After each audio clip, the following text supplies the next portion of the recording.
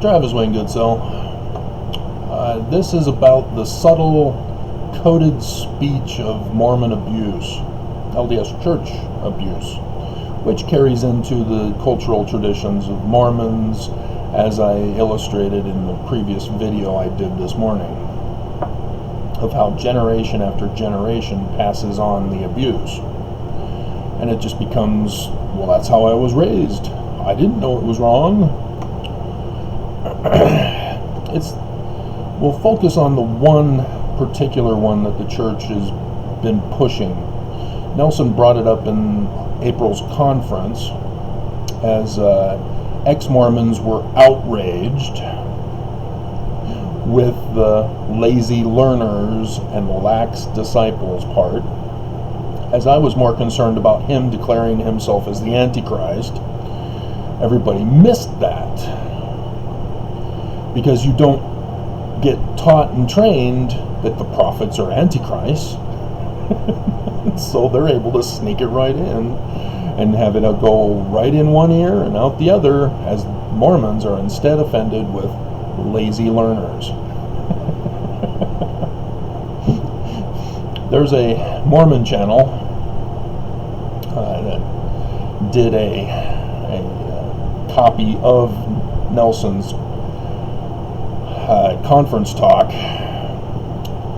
and it's just titled differently so that he can get away with it. But he focuses on lazy learners and lax disciples. See, this is Mormons of the alt-right. They go, yeah, others are lazy, and I'm not, because I'm pointing this out to others.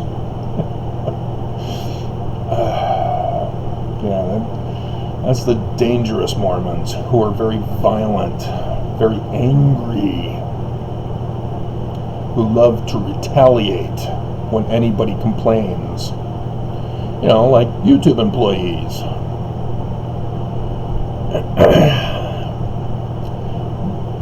But there's one part of Nelson's talk about increasing faith takes work.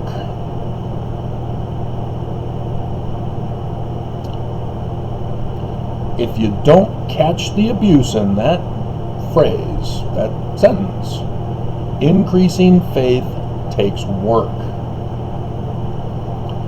Case in point, Elder Anderson is on the church news, and if you try to click on it, it has you sign into a Facebook account. So obviously I can't watch it. But his is titled An Invitation to Single Adults to Increase Faith. Where did he get that from? Nelson's conference talk. Increasing faith takes work.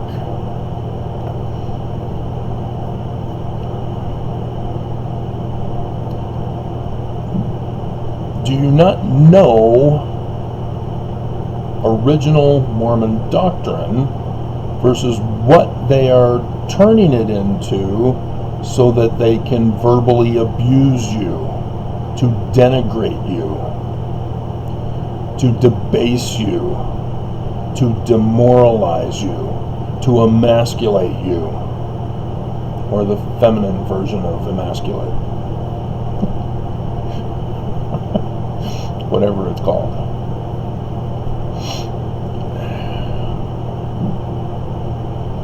The original doctrine of Mormonism is that the seed is likened unto a word.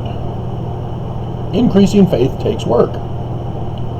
We're supposed to believe it, or at least trust that it is a true word. Nelson said it in conference.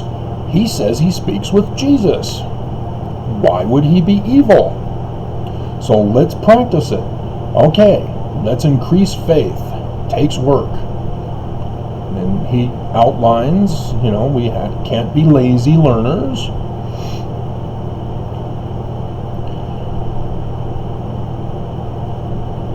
what's the end goal of faith? You're supposed to produce fruit. Word is seed. You're supposed to turn the word into fruit. Well, how is that done? We're not farmers anymore. The word is spoken. It can be inspiration. You get an idea in your head. You turn it into reality. This is where inventors invent things. Discoverers discover things. Researchers research things. And this is theory testing. You have to be able to manifest it in the flesh. And there are numerous examples in Scripture. From the Book of Mormon. Nephi is told to build a boat. So he increases his faith. I know I can build a boat. If I have a positive mental attitude, I know that I can build a boat. No. He builds it. Now do you see the abuse? It's not about increasing faith. It's about finding the consequences and judging whether they're good or evil. By their fruits, you will know a false prophet. That's how you judge a prophet as to whether he's true or false.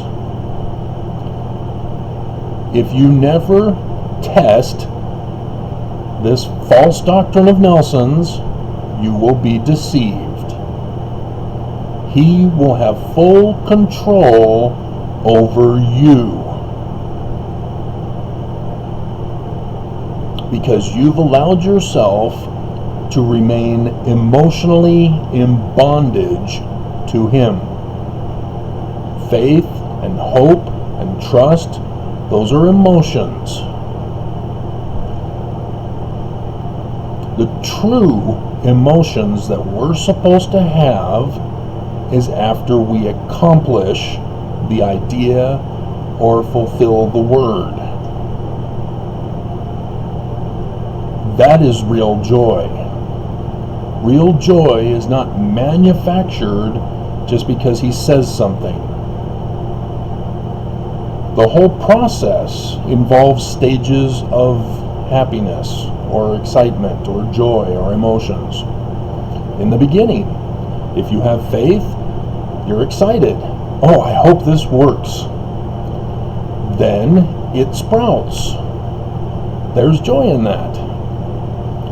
Then you get the fruit. Wow, beautiful. Then you taste it. This is good.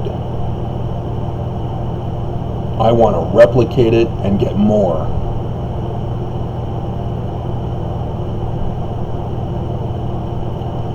Nelson is telling members of the church to never produce the fruit. Just turn your frowns upside down and smile all the day.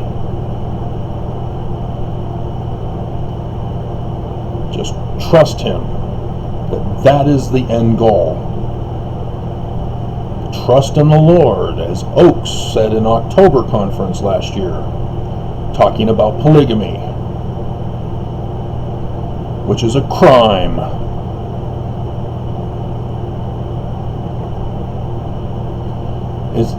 This is just a simple example for you.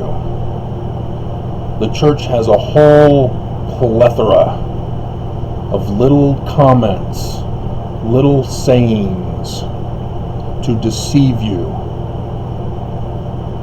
Because if you were to actually put them to practice and watch the end results, you would go, what the hell? And as you are witnessing, Mormons get very violent, angry, abusive, and criminal. Because this is what the church leaders are inciting in Mormons. They just can't be incited against the prophets. As long as they're not against the prophets, everything's fine. All is well in Zion.